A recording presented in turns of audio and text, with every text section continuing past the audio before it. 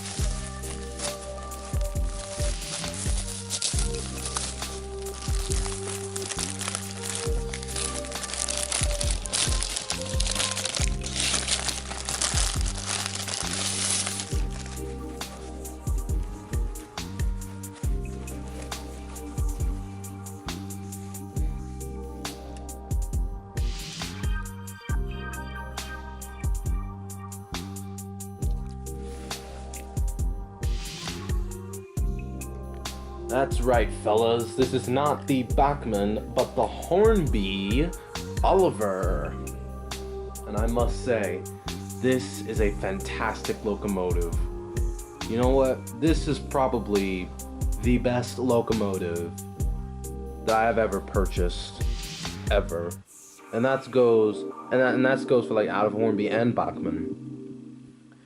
And speaking of Bachmann, they released their version of Oliver about a few years ago. However, I decided this one over it because, one thing, the Bachmann Oliver looks CGI, and there's nothing wrong with that. I mean, it's definitely a good locomotive in its own way.